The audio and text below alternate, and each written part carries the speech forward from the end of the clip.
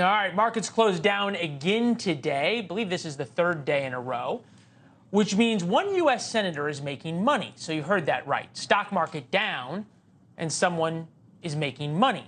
Tonight, we introduce you to the U.S. senator betting against America. Literally. Senator Tom Carper bet thousands of dollars of his own money that America's economy is going to take a hit. And he's in a position to know a lot about America's economy. The Delaware Democrat is on the Senate Finance Committee. The Twitter account Unusual Whales found a significant stock trade in Carper's disclosures. On July 13th, he bought thousands of dollars worth of what's called a ProShares Short QQQ ETF. It's a stock fund that moves opposite of the market. What that means is if the market does well, Carper loses money. But if stocks do poorly, and he's betting that they will, the senator makes money. It's leveraged, so the worse stocks do, the more Carper makes. Not only is Carper on the Senate Finance Committee, he is a dear friend of former Delaware Senator, now President Joe Biden. Back in May, he tweeted, "Thanks to Biden, our economy is resilient and growing stronger every day with over 250,000 jobs added to the market in April and our lowest unemployment rate in over 50 years. We are continuing to support working families across the country, across Delaware and the country." So back then, he thought things were doing pretty well. Now, not so much. We think he might have said something else to a stockbroker, though. So this is a senator, and think about this, a United States senator who took an oath to protect and defend America is now betting against America. In its simplest form, this is trying to make money when almost everybody else, and certainly retirees with 401ks and anything else, get hurt. Michael Farr is here, President and CEO of Farr Miller Washington, Chief Market Strategist for Hightower Investors, author of the book Restoring Our American Dream, the Best Investment. All right, how do you restore the American dream when you have a senator voting and betting, I shouldn't say voting, betting against the American economy?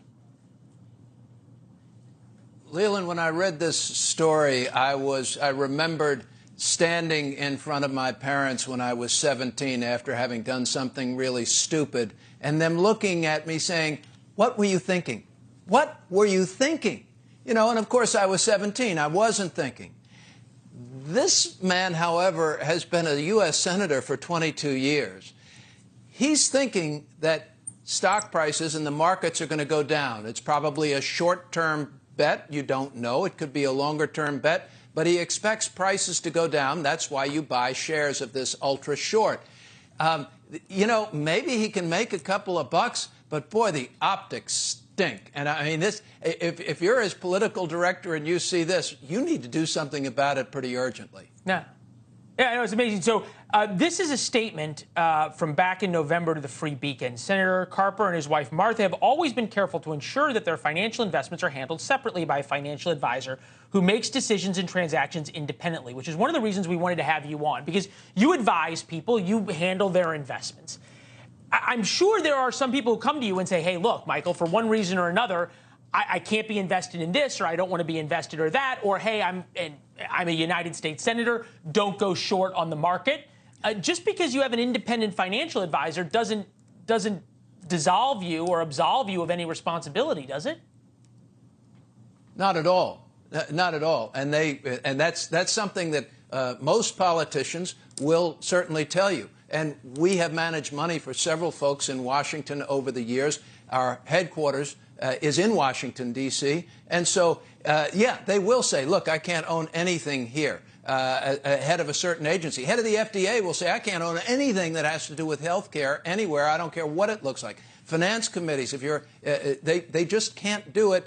And yet it's been a real issue where members of Congress and Senate have owned stocks and have made a lot of money on them. And clearly they've got information that the rest of us don't have. Yeah, I think about it. Members of Congress who beat the S&P 500, the broader market. And look, money managers who are professionals, you spend your whole life dedicated to this, reading about it, studying it. When a money manager beats the S&P 500, it's a big deal.